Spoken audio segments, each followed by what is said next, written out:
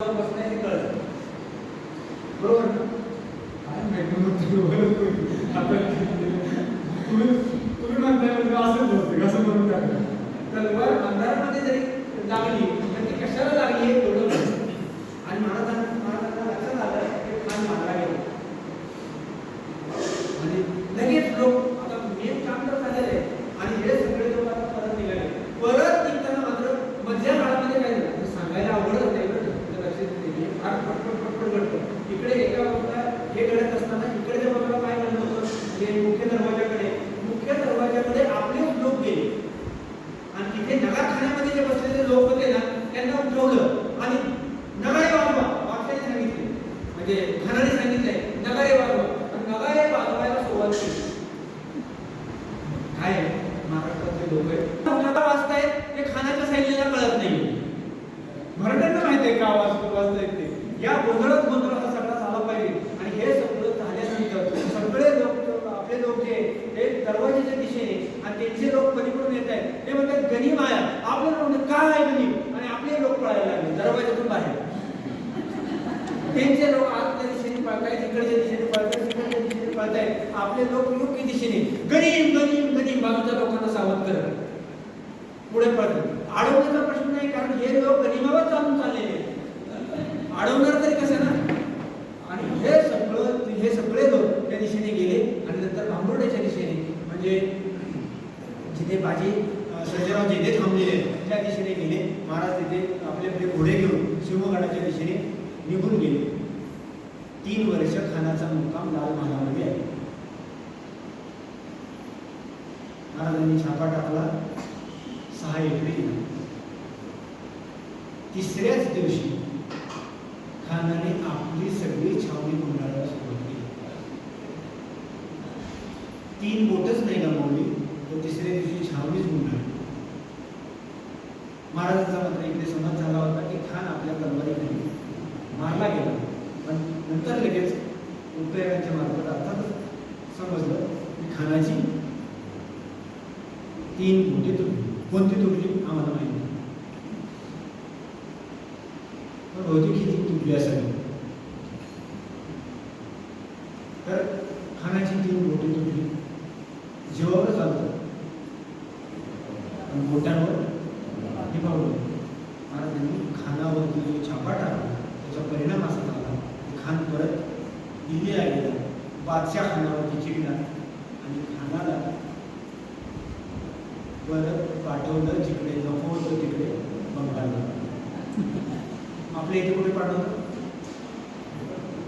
हा बरोबर गडचिरोलीला. तसं त्या खाना काय काय नको 1,35,000चे फौज घेऊन गेला. 3 वर्ष राहिला. हाती काय लागलं चाकांचा किल्ला. बाकी सगळं गमवलेलं आहे. संपत्ती गमवलेली आहे. तोफखाना गमवलेला आहे. माणसं गमवलेली आहे आणि इज्जत गेली ती वेगळीच. महाराज खरंच खानाने कधीच कल्पना केली नव्हती की महाराज आपल्यावरती चालून येतील आणि तेही अशा प्रकारे घरात घुसून मारतील. म्हणजे घुसके मारेंगे हे आताच नाही आहे.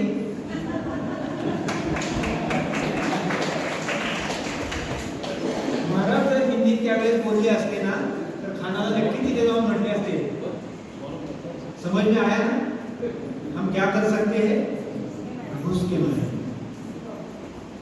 खरं तर आपल्या इतिहासातला अत्यंत प्रभावी असा हा पहिला सर्जिकल स्ट्राईक आहे. वाटतंय का बघा.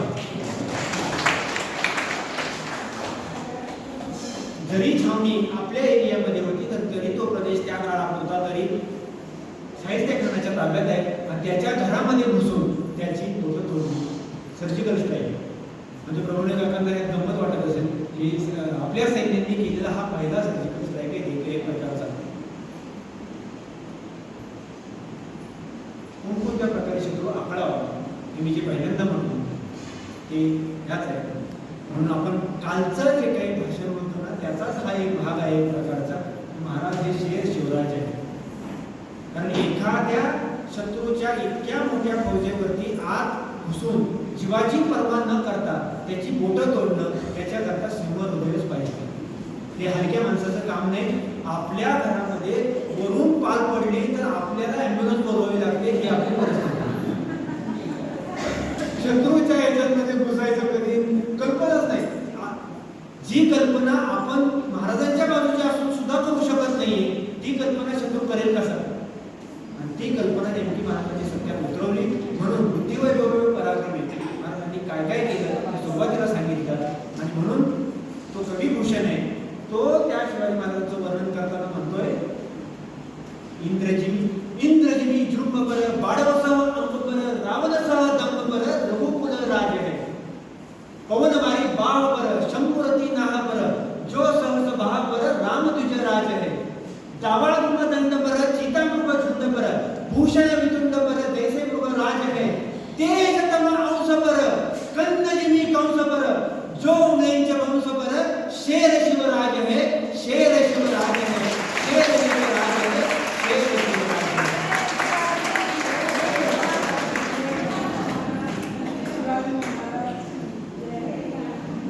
आपण सज्जनगडावरती आहोत. ऐतिहासिक मी तुम्हाला म्हटलं की सज्जनगड तुम्ही ऐतिहासिक दृष्ट्या पहा, आध्यात्मिक दृष्ट्या पहा. आणि अध्यात्म आणि इतिहास हा आपला वेगळा नाही. महाराजांचा आणि समर्थ अनेकांनी मोठे बरेच शाहिस्ते खान नवीन होता, काही गोष्टी नवीन कळल्या नाही एखाद दुसरी तरी. नाहीतर काय, काल मला बऱ्याच जणांनी सांगितलं आम्हाला शाहिस्ते खान सगळा माहित आहे. आणि आता मला बरं एक सोपी युक्ती दिली आहे. उद्या हा जो शाहिस्ते खान आहे त्याचं पूर्ण नाव जो पहिल्यांदा सांगेल त्याला पहिली जागा बसमध्ये. तर समर्थांचा आणि महाराजांचा संबंध काय होता हे काय साधू दिसती वेगळा आहे, बरे ते स्वरूप वेगळं आहे. मी कालच म्हटलं की पहिले ते हरिकथा निरूपण, दुसरे ते राजकारण. हे समर्थांना सांगण्याची काय गरज होती? अध्यात्माचं सांगितलं असतं ना. पण नाही, सत्ता नसेल ना तर तुमचं बाकी कोणत्याही गोष्टी टिकत नाही. त्या हळूहळू लयाला जातात, संस्कृती लयाला जाते, सदाचार लयाला जातो, तुमचं अध्यात्मही कमी कमी व्हायला लागतं. ते कुठे कुठेतरी आपल्याकडे अंगाई देवी आहे, ती कुठे सापडली माहिती? का सापडली? अंगापूरच्या डोहात अंगाई देवी काय करते? वाचवण्यासाठी. म्हणजे लक्षात येते का स्वातंत्र्याचं महत्व किती आहे? राजसत्ता ही या संस्कृतीच्या किंवा या देशाच्या किंवा या राष्ट्राच्या हिताची असावी. हे कशा करता? तर सगळं टिकतं. नाहीतर मग दिवाणांना सुद्धा आश्रय शोधावा लागतो. कोणत्या देवांना? त्या लौकिक अर्थाने मूर्तीमध्ये असलेल्या मूर्त देवांना सुद्धा आश्रय शोधावा लागतो. अमूर्त देवांना शोधण्याची गरज नाहीये. की परम पिता परमेश्वराची सत्ता आहे ती अबाधितच आहे. पण ज्यांची मूर्ती रूपाने आपण पूजा करतो त्यांचं संरक्षण करण्यासाठी सुद्धा सत्ता हवी असते. त्या हे सगळं होतं. म्हणून काही समर्थ म्हणताय दुसरे ते राजकारण महत्वाचं आहे. आणि इकडे मात्र शिवाजी महाराज जे करतायत ते धर्मकारण आहे. ते नुसतं राजकारण नाहीये, ते धर्मकारण आहे. काल म्हटल्याप्रमाणे धर्मस्थापनेचे नर ते ईश्वरी अवतार. ते ईश्वरी अवतार आहेत.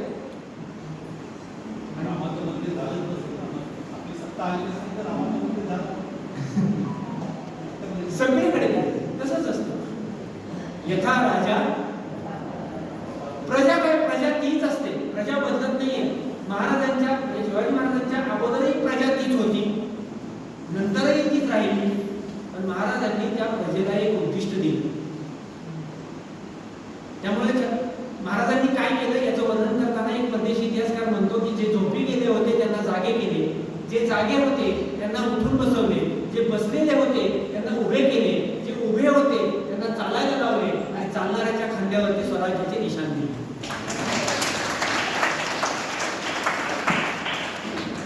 एक टप्पा पुढे न्यायचा असतो, तो महाराजांनी बरोबर नेला. तर असं केलं तर सामान्य लोक सुद्धा असामान्य पराक्रम करू शकतात. महाराजांचा आणि समर्थांचा किती संबंध होता याचं फार वेळ नाहीये. मी अगदी थोडक्या शब्दामध्ये सांगतो की महाराज कालच्याच आपल्या बोलण्यामध्ये महाराजांना शहाजी महाराज जो किल्ला द्यावा लागला त्याचं नाव काय?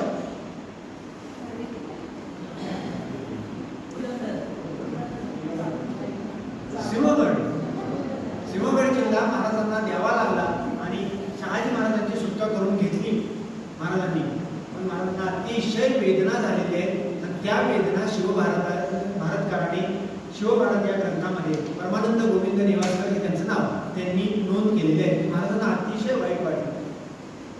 त्याच महाराजांनी, तुम्हाला सगळ्यांना माहिती आहे की श्रीमंतांच्या वास्तव्याने पावन झालेला हा सज्जनगड आहे. पण समर्थांनी शिवतरगड सोडण्याचा निर्णय घेतला तेव्हा ते निघाले गेले. आपले काही शिष्य बरोबर घेतलेले आणि समर्थ रामदास स्वामी निघालेले. ही बातमी महाराजांना आहे, छत्रपती शिवाजी महाराजांना. मी इतिहासाचा विद्यार्थी आहे त्यामुळे मी त्या मुद्द्यांना धरून सांगतोय तुम्हाला आणि तुम्हाला लवकर पटेल आणि तुम्हाला कुठे उत्तर द्यायचं असेल तर ते देता येईल. की महाराजांनी त्यावेळेस समर्थ आणि त्यांचे शिष्य निघालेले या संदर्भातलं एक पत्र सज्जनगडाचा जो किल्लेदार आहे त्याचं नाव आहे जिजोजी काटकर, त्यांना पाठवलेलं आहे. किल्ल्याचं नाव सज्जनगडच आहे अगोदरच.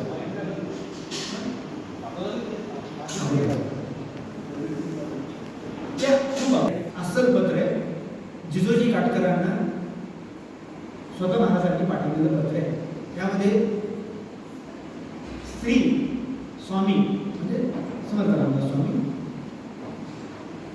सज्जनगडी येतील तरी येऊ द्यावे. सज्जनगडी म्हटले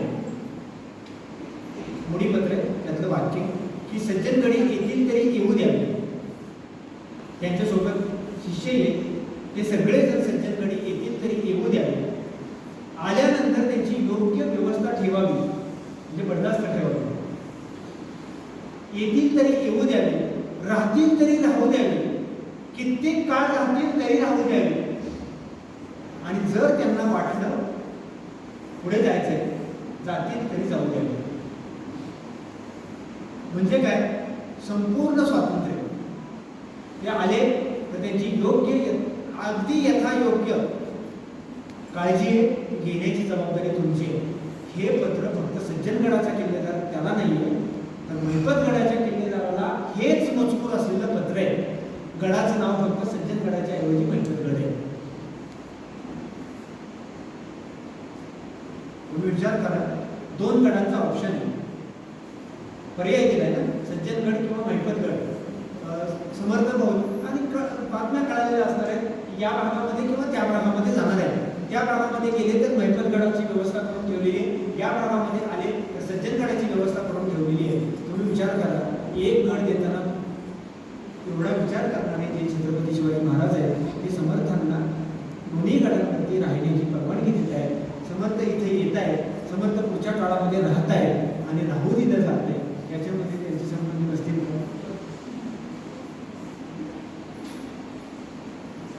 तुम्ही येऊ द्याल का अनोळखी माणसाला घरी? राहू द्याल का? त्याची योग्य काळजी घ्याल का? नाही म्हणून इतके ते. आणि मी काल तर खरं तर प्रश्नोत्तरामध्ये काही गोष्टी सांगितल्या त्याही एवढंच नाही तर चाफळचा उत्सवाला ज्यावेळेस लेंझांचा त्रास होतोय त्यावेळेस इकडच्या लोकांना आपल्या मराठी सरकारांना महाराजांनी सांगितलेलं आहे की चाफळचा जो प्रदेश आहे तो यवन हा शब्द वापरलाय, यवनांच्या त्रासातून तुम्ही मुक्त करा आणि ते योग्य बंदोबस्त ठेवा. इतकी सगळ्या गोष्टी असताना उगीच काय दिली की फार अर्थ नसतो. आणि छत्रपती शिवाजी महाराजांचा ज्यावेळेस राज्याभिषेक होतोय त्यावेळेस राज्याभिषेकाच्या नंतर समर्थ लिहित आहे, बुडाला औरंग्या पापी हिंदुस्थान बळावले अभक्तांचा क्षयो झाला आनंद मोहनी. हे समर्थांना लिहिण्याची काय गरज होती? इतकंच नाही, छत्रपती शिवाजी महाराजांचं वर्णन करताना कानामात्रेची अतिशयोक्ती न करता समर्थ रामदास स्वामी लिहित आहेत की निश्चयाचा महामेरू बौद्ध जनांचे आधार अखंड स्थितीचा निर्धारो श्रीमंत योगी. आता हे सगळं सविस्तर पत्र आणि सविस्तर वर्णन जे समर्थ करतायत त्या समर्थांचा तुम्ही विचार करा. कारण काय की सामान्य माणसाने किंवा आपण हे सामान्य सामान्य माणसं ज्या वेळेस कोणीही बुद्धिभेद करत असेल त्यावेळेस स्वतःची बुद्धी वापरून जोपर्यंत विचार करत नाही तोपर्यंत त्याला स्वतःला उत्तर देता येत नाही. मी नेहमी म्हणतो एमपीएससी आणि यूपीएससी समजा जे 4 पर्यायांचे प्रश्न असतात ना ते 4ही पर्याय ज्या दिवशी तुम्हाला बरोबर वाटतात त्या दिवशी तुमचा अभ्यास 0% 4ही पर्याय बरोबर वाटतात. अभ्यास 25% झाला की 3 पर्याय बरोबर वाटतात. एक डेफिनेटली चूक वाटतं. 50% झाला की 2 पर्याय बरोबर वाटतात, 2 पर्याय चूक वाटतात. आणि 100% झाला की एकच पर्याय बरोबर वाटतो, बाकी 3 पर्याय चुकीचे वाटतात. तुमचा विचार 100% व्हायला पाहिजे. तुम्हाला बाकी कोणताही पर्याय बरोबर वाटणार नाही, एकच पर्याय बरोबर वाटेल हे त्याचं उत्तर आहे. हेच मंत्रांना स्वामी पुढे संभाजी महाराजांना म्हणतात की शिवरायांचे कैसे बोलणे, शिवरायांचे कैसे चालणे, शिवरायांचे सलगी देणे कैसे असे. सकळ सुखाचा केला त्या करुणी साधिजे तो योग, राज्य साधनाची लगबग कैसी केली. अरे काय महाराजांनी कसं केलंय ते राज्य माहितीये का. आणि मग जो सल्ला देत आहे तो फक्त छत्रपती संभाजी महाराजांना नाही तर तुम्हाला सगळ्यांना देत आहे. याहुनी करावे विशेष तरीच म्हणवावे पुरुष, या उपरी आता विशेष काय लिहावे. इतके छान वर्णन इतके छान असताना पण काय माहितीये का मी भरल्या ताटामध्ये ज्यांना राडा करायची सवयच लागलेली आहे त्यांच्याकडे किती लक्ष देणार.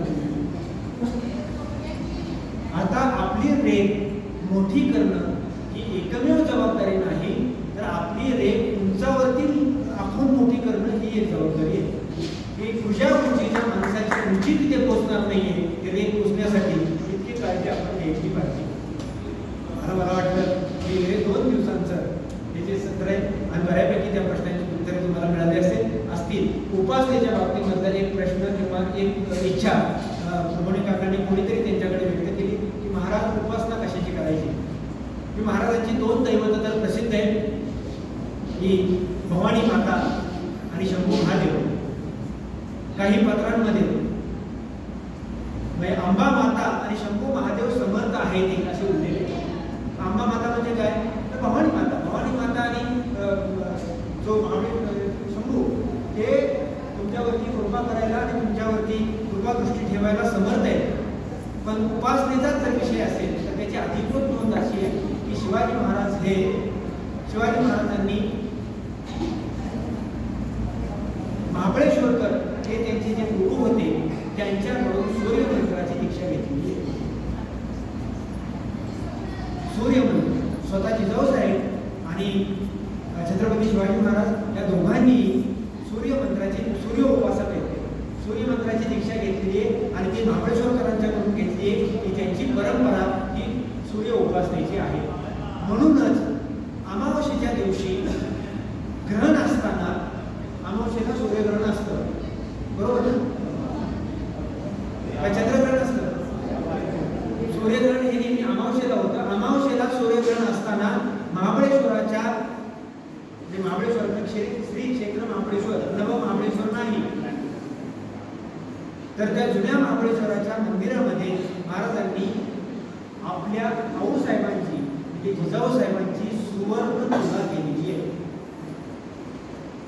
ती अमावस्येच्या दिवशी सूर्यग्रहण असताना केलेली आहे. या सगळ्यांचा एकूण जो संदर्भ आहे तो त्यांच्या सूर्योपासनेशी आहे. अर्थात आई भवानीची ते भोपे होऊन प्रतापगडच्या पुढे त्यांनी पूजा केल्याची मंदिरामध्ये देवीची स्थापना केल्यानंतर ती नोंद आहे. त्याच्यानंतरची नोंद सांगतो की राज्याभिषेकाला स्वतःवर छत्र धरण्याच्या अगोदर सोन्याचं छत्र प्रतापगड भवानीला महाराजांनी अर्पण केलेलं आहे. महाराज 3 दिवस जाऊन तिथे राहिलेले. प्रतापगड भवानीला सोन्याचे अलंकार आणि सोन्याचं छत्र अर्पण केलेले आहे. अगोदर देवीला छत्र अर्पण केलं आणि नंतर स्वतःवरती छत्र धरलेलं आहे. आता आणखी किती नोंदी देऊ त्याचं एक व्याख्यान होईल. म्हणून तुम्हाला जास्त घोड्यामध्ये न टाकता की हे सगळे लोक निर्धाराने उभे राहिलेले होते आणि तो निर्धार अत्यंत मोठा होता. कुसुमाग्रजांच्या कवितेच्या भाषेमध्ये जर सांगायचं म्हटलं तर हे लोक किती निर्धारी होते. समरभूमीचे आमचे सनदी मालक शतयुद्धांचे मान करी रणबंदीची जाता आमची कोण आम्हा भयभीत करी घोरपडीला दोर लावणी पहाड दुर्गट चढलेले तुटून पडता मस्तक खाली धुंदधडाने लढलेले खंड कातल्या अंगारावर हासत खेळत पडलेले बाप असे कळीकाळ आमचा कीर्त गाजली दिगंतरी रणबंदीची जात आमची कोण आम्हा भयभीत करी या मातीने दिला वारसा कठोर छाती दगडाची दिली नद्याची ध्येयासाठी समर्थता बलिदानाची पहाड दुर्गट इथे सांगती स्वतंत्रता अभिमानाची जगदंबेचा सदैव बांधव लढवय्यांच्या सदाशिवी रणबंदीची जात आमची कोण आम्हा भयभीत करी करवत कानस कुणी चालवो पिकवो कोणी शेतमळा करात कंकन असो कुणाच्या वा बहाळावर गंध तिळा शिंग मनोऱ्या वरी वाजता उभी छावणी घरोघरी रणबंदीची जाता आमची कोण आम्हा भयभीत करी पोलादी निर्धार आमचा असुर बळाची खंत नसे पोलादी निर्धार आमचा असुर बळाची खंत नसे स्वतंत्रतेच्या संग्रामाला विजया वाचून अंत नसे मरण मागणी पुढे निघाले गर्वतयांचा कोण हरी रणबंदीची जात आमची कोण आम्हा भयभीत करी भरतभूमीचा वत्सल पालक देवमुनींचा पर्वतो रक्त दाबणी उरात आम्हा आर्त स्वराने पुकारतो हे सह्याचल हे सातपुडा शब्द अंतरा विदारतो त्या शब्दाची त्या रक्ताची शपथ आमच्या झळेउडी रणबंदीची जात आमची कोण आम्हा भयभीत करी जंगल जाळा परी मराठा पर्वत श्रेष्ठा उठला रे वनव्याच्या अर्धांड गतीला अडसर आता उठला रे तळातळातून ठेचुनी काढू हा गरिमांचा घाला रे स्वतंत्रतेचे निशाण आमचे निशाण आहे स्वतंत्रतेचे निशाण आमचे अखंड राखू धरेवरी म्हणजे आजचाही तिरंगा स्वतंत्रतेचे निशाण आमचे अखंड राखू धरेवरी रणबंदीची जात आमची कोण आम्हा भयभीत करी रणबंदीची जात आमची